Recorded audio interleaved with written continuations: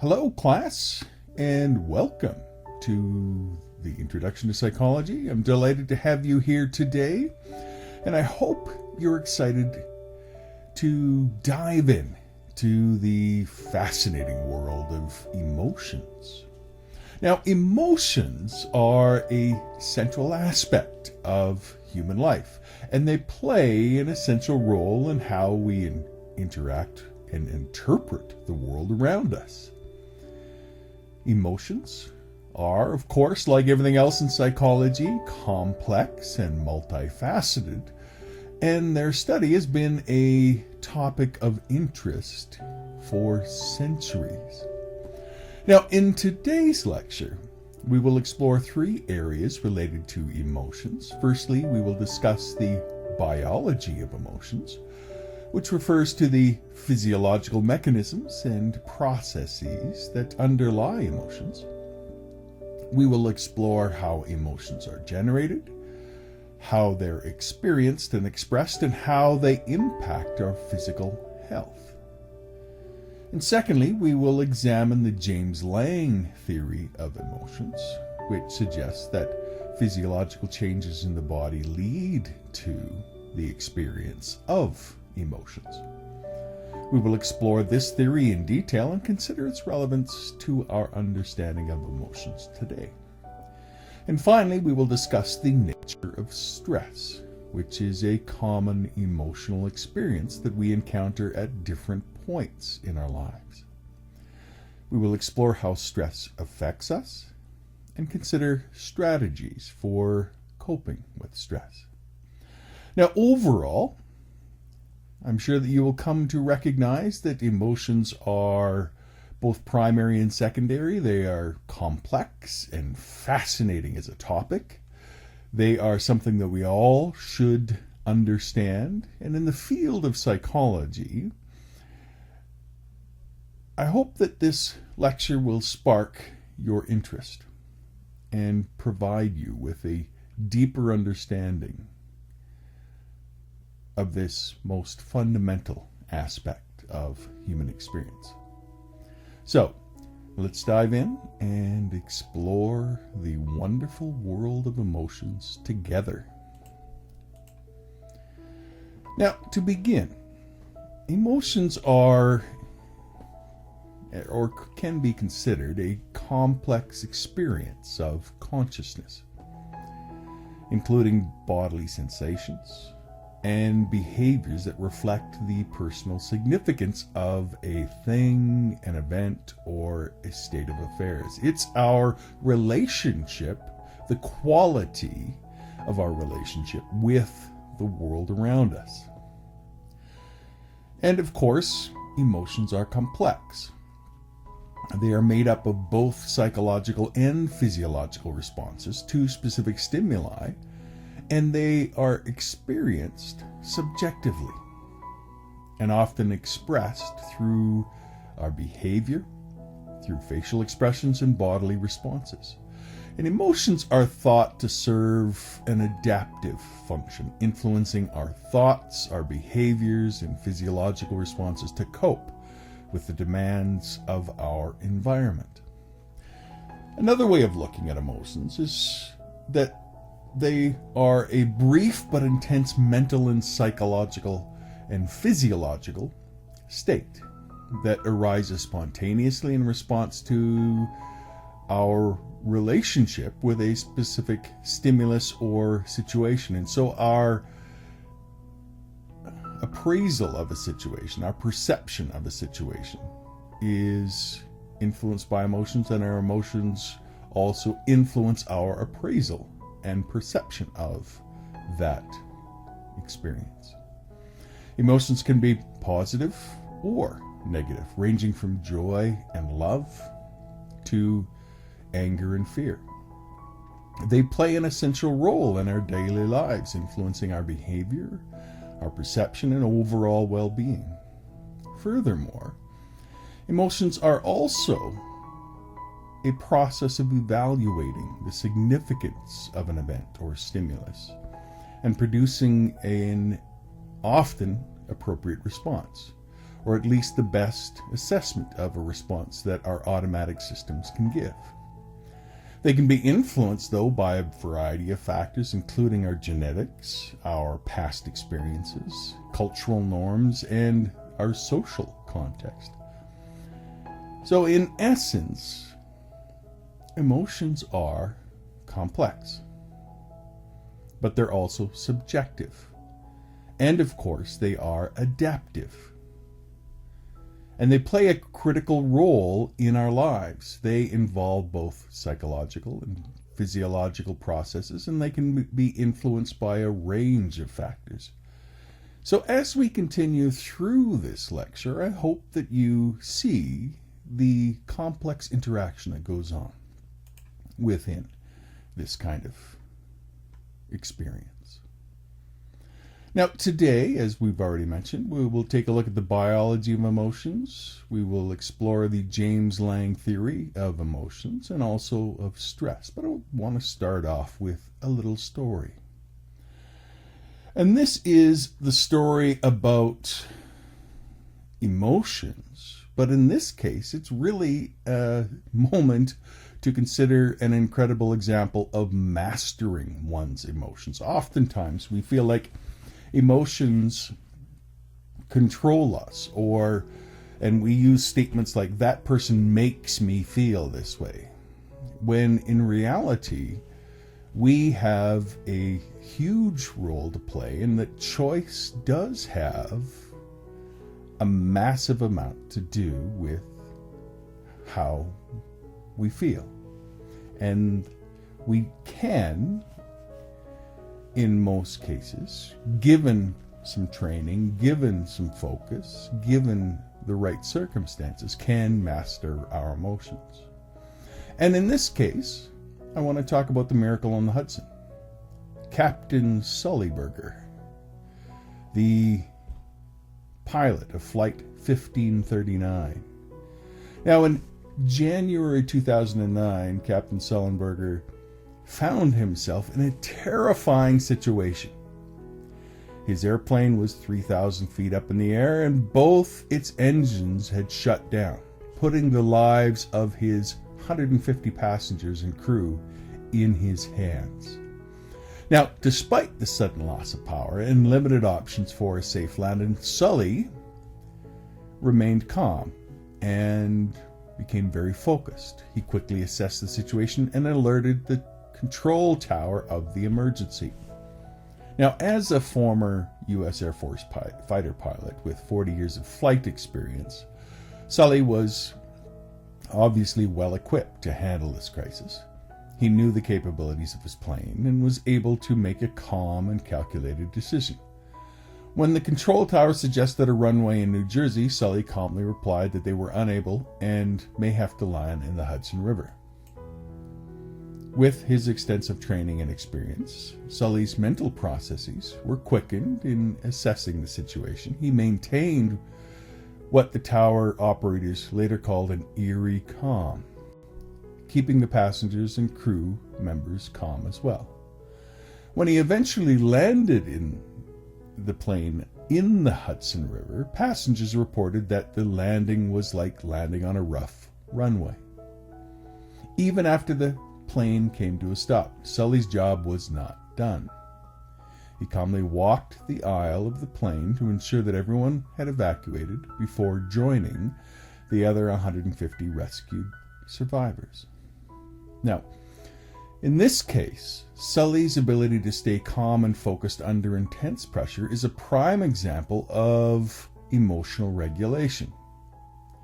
He was able to control and productively use his emotions to make rational decisions in a life-threatening situation.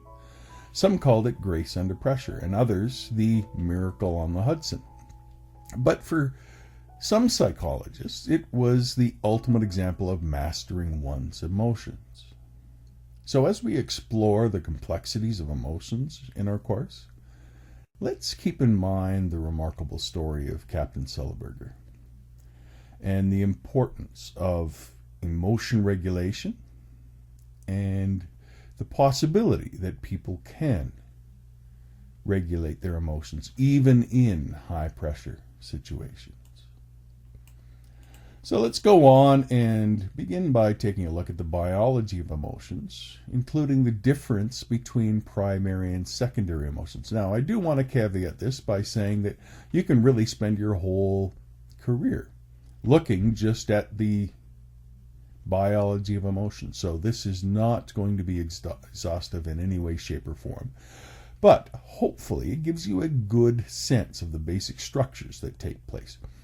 Now, in general, psychologists use the term the limbic system to describe the emotional system. And the limbus literally means the border areas. So there's a lot of border areas and edges within the structures of the brain that play critical roles within emotion.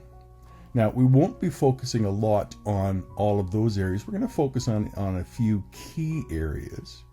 But I want to highlight those areas because they are critical for engaging the complexity of the emotion itself. But just remember that when we're thinking about where emotions come from, there isn't just one simple answer. Emotions are really complex, and they are an interplay between the biology, the psychology, and the environment. And all of those play huge factors, as well as genetics play a massive factor in how people experience emotions. But there are several key biological processes that we will highlight here. Now, one of the key players in the biology of emotions is the amygdala, which is a small almond-shaped structure right in the core of the brain. There's actually two of them. And this is involved in processing emotions, particularly fear and aggression. And studies have shown that the amygdala responds rapidly to emotionally charged stimuli. It is what helps you to assess a face, the emotions in a face. When you see a face that has fear within it or a threat within it, your amygdala lights up very quickly. When we perceive a potential threat or danger, the amygdala signals to the hypothalamus, which activates the fight or flight response, triggering the release of stress hormones like adrenaline and cortisol. But emotions aren't just about fear and aggression. And something else I should probably highlight here is that even things like happiness or depression are linked with this. So like, for example, the more that your amygdala senses threat within the environment automatically, the more likely you are to experience depression or anxiety later in life. So it isn't always an arousal. Sometimes it is almost a learned helplessness that works its way into a person's way of being. Now, when we talk about emotions, there are a wide range of emotions, but we can normally categorize emotions into primary and secondary emotions. Primary emotions are considered to be basic emotions that are present in all human beings and are biologically hardwired. And they include emotions such as happiness, sadness, fear, anger, surprise, disgust. And these emotions are thought to have evolved as adaptive responses to basic survival needs, helping us respond to potential threats or rewards in our environment. And secondary emotions, on the other hand, are more complex emotions that arise from the combination of primary emotions and social or cultural factors. These emotions include emotions such as guilt, shame, jealousy, and pride. Secondary emotions involve a more sophisticated cognitive and emotional processing, and they are influenced by a variety of factors, including social norms, personal values, and cultural beliefs. So why is it important to understand the difference between primary and secondary emotions? For one, it can help us understand how emotions develop and how they can be regulated. For example, primary emotions may be more easily regulated through techniques like mindfulness or deep breathing, whereas secondary emotions may require more cognitive restructuring or therapy to address underlying beliefs or values. Additionally, understanding the biology of emotions can help us better understand the role of emotions in mental health and wellness. For example, research has shown that individuals with depression may have dysregulated amygdala responses to emotional stimuli, suggesting a potential biological basis for depressive symptoms. So, in essence, emotions are complex. They're a complex interplay, but the amygdala seems to always play a key role in the biology of emotions, particularly in fear and aggression, which tend to spread off into other areas. But they are involved in both primary and secondary emotions and seem to play an important role in our daily lives. So understanding the biology of emotions can help us better understand how emotions develop, how they can be regulated, and their role in a person's mental health and well-being. So as far as secondary emotions, these too are complex emotions, and we just need to kind of remember that they arise from primary emotions, but also with other factors involved.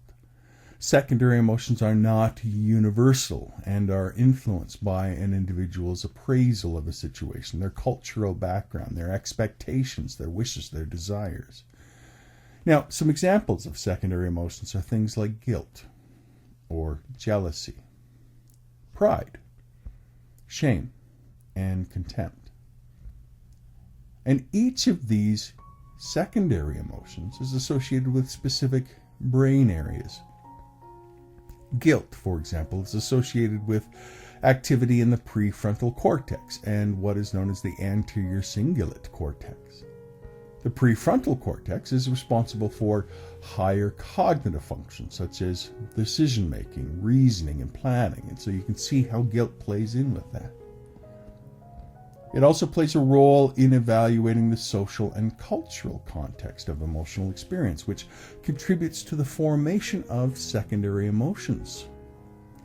Now, the anterior cingulate cortex, on the other hand, is involved in the regulation of emotional responses, particularly in the context of social interactions. It is also responsible for the evaluation of emotional experiences and formation of secondary emotions such as guilt.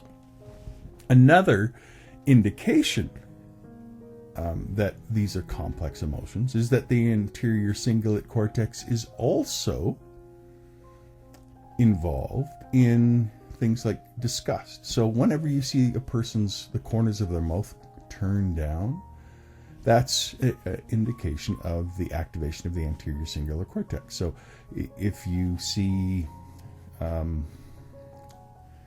something unsanitary that disgusts you, it's very much the same structure as guilt, which would be a disgust of the self, for example. Then there's jealousy, and jealousy, on the other hand, is associated with activity in the amygdala, the prefrontal cortex, and the insula. The amygdala is that brain region that's responsible for the processing of emotional stimuli and the generation of primary emotions.